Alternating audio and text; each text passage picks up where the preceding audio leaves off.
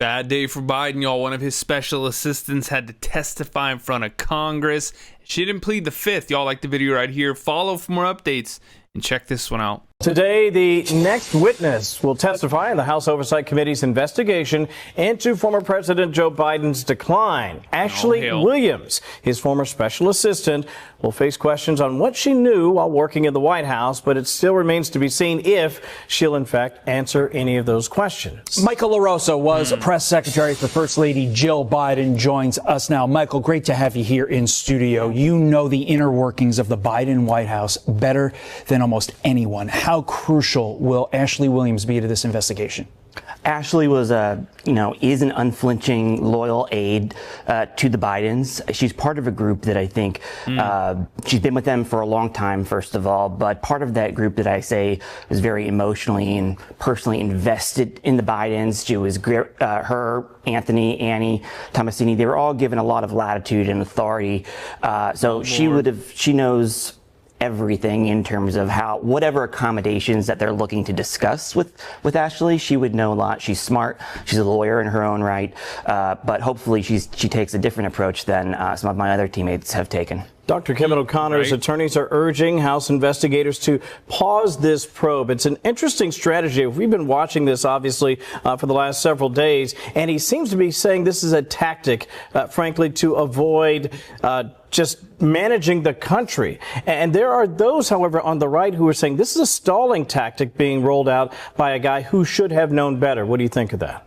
I think it's sort of reflective of my experience when I was there. Yeah. That there was a culture of evasiveness when it comes to transparency. Shocker. I said to your colleague Rachel Campos Duffy a couple weeks ago that they were allergic to transparency, and if you weren't stonewalling, if you weren't hiding the ball, it was usually a sign of betrayal or disloyalty to the Bidens. But I just don't think that this bunker mentality approach is helpful reputationally to the Bidens, to Dr. B, and to the president.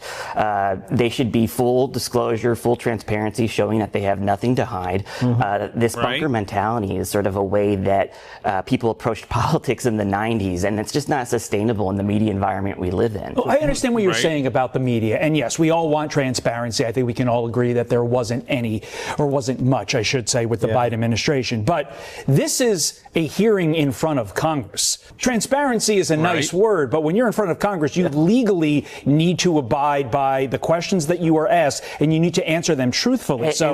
And so far, my former colleagues are escalating a situation. They should be taking the air out of the wind out of the sails of this story. I agree. It shouldn't be a story, but instead. So to that point, though, Michael, can Ashley Williams or any of these witnesses credibly deny that they did not see Joe Biden's mental decline? If they saw. I don't see how that's possible, given how close proximity and access they had. They had access to the residents. They had special badges. They were in charge of manifests and determined who was around Biden and when and how often and how frequent and for how long. They really were gatekeepers in the true sense of the word. But again, like I said, because they were they crossed that Rubicon from staff to family, which clouded a lot of their judgment as advisors. So when you have that close relationship to principals, you are in the bubble in a way that others aren't and observe more than anybody. So you're in D.C., I'm in D.C., and that's always the real challenge. You don't want to get too close to the principal because then it can cloud your judgment.